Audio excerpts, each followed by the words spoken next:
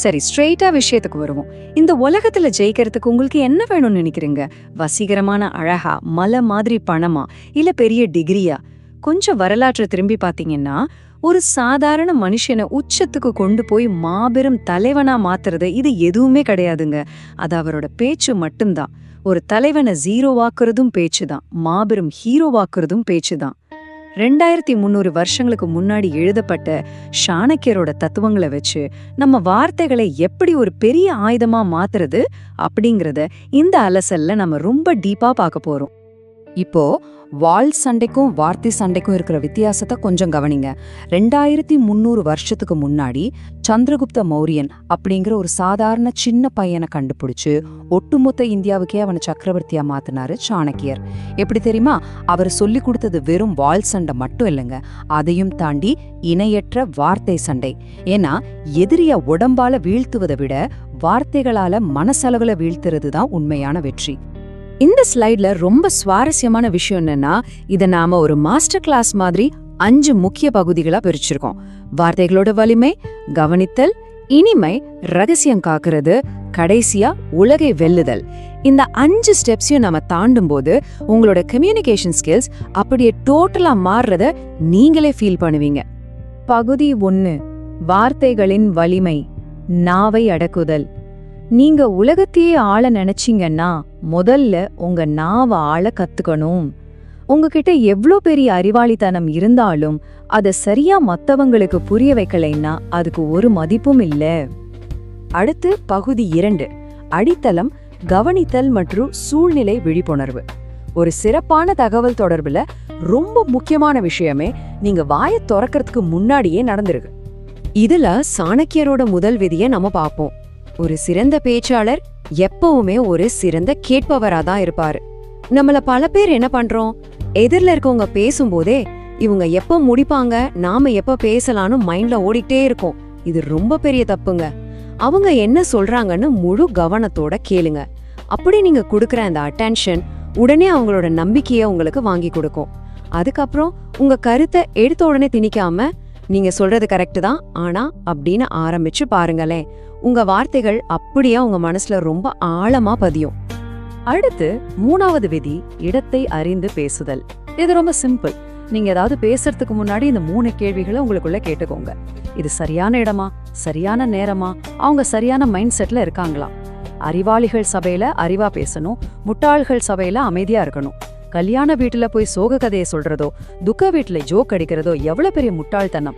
அதே மாதிரி உங்க பாஸ் கிட்ட பேசுற டோனும் ஃப்ரெண்டு கிட்ட பேசுற டோனும் ஒன்னா இருக்கக்கூடாது. தகுதியே இல்லாத இடத்துல நீங்க பேசுற மிகச்சிறந்த பேச்சு கூட குப்பைக்கு தான் போகும் அப்படிங்கறத எப்பவுமே மைண்ட்ல வச்சுக்கோங்க. இப்போ பகுதி 3க்கு வருவோம். வெளிப்பாடு, இனிமை மற்றும் பேசுமுறை விதிகள். நீங்க என்ன சொல்ல போறீங்க அப்படிங்கறத விட அதை எப்படி சொல்ல போறீங்க அப்படிங்கறதுல தான் உங்களோட பேச்சோட மொத்த மெக்கானிக்ஸும் அடங்கியிருக்கு.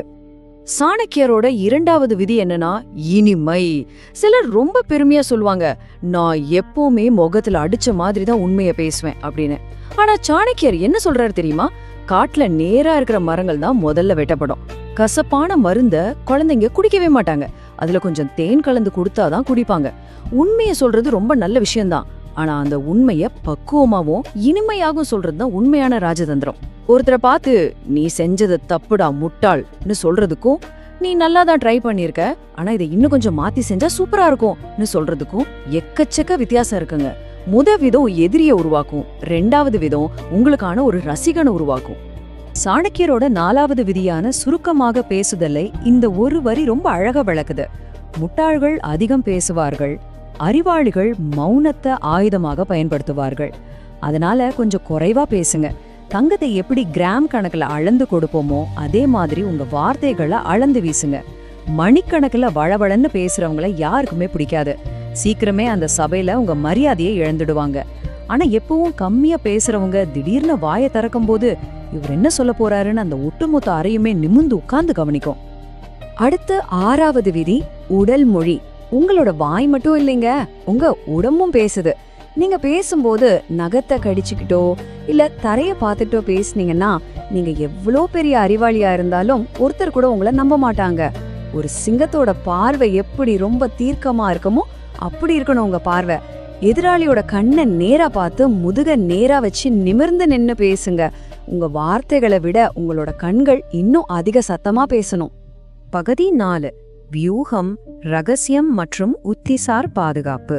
கம்யூனிகேஷன்ல தற்காப்பு உத்திகள் எந்த அளவுக்கு முக்கியம்னு இந்த வியூகங்கள் நமக்கு கத்துக் கொடுக்குது.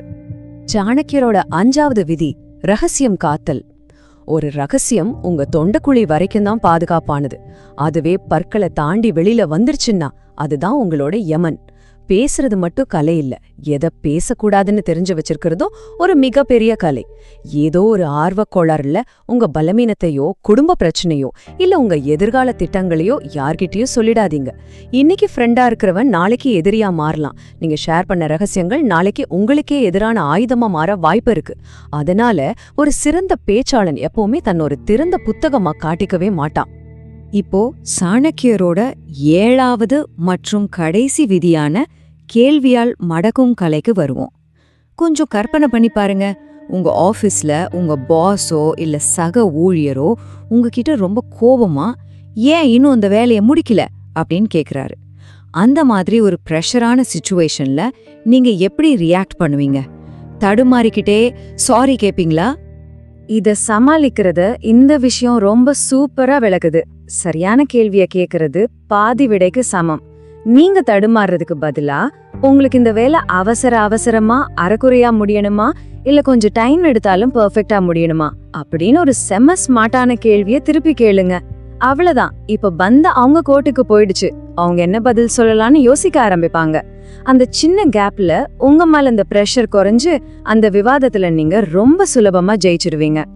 பகுதி 5 உலகை வெல்லுதல், இறுதியான மாற்றம். நாம இப்போ முடிவுக்கு வந்துட்டோம். இந்த 7 விதிகளையும் நீங்க மாஸ்டர் பண்ணிட்டீங்கன்னா உங்களோட அன்றாட பேச்சு ஒரு சாதாரண விஷயத்திலிருந்து மாறி ஒரு மாபெரும் செல்வாக்காகவும் ஆயுதமாகவும் மாறும். கடைசியா உங்ககிட்ட நான் விட்டுட்டு போற ஒரு ஆழமான கேள்வி இதுதான். உங்க நாக்கு உங்களோட கண்ட்ரோல்ல இருக்கா? உங்க பேச்சு உங்களுக்கு ஒரு மரியாதையை வாங்கி தருதா இல்ல உங்களை பலவீனமாக்குதான்னு கொஞ்சம் நிதானமா யோசிச்சு பாருங்க. உங்க நாக்கு உங்க கண்ட்ரோல்ல இருந்தா இந்த உலகமே உங்க கண்ட்ரோல்ல தாங்க இருக்கும். அடுத்த முறை நீங்க பேச வாயை திறக்கிறதுக்கு முன்னாடி இந்த விதிகளை கண்டிப்பா ஞாபகம் வச்சுக்கோங்க. வார்த்தைகளால் உலகை வெல்வோம்.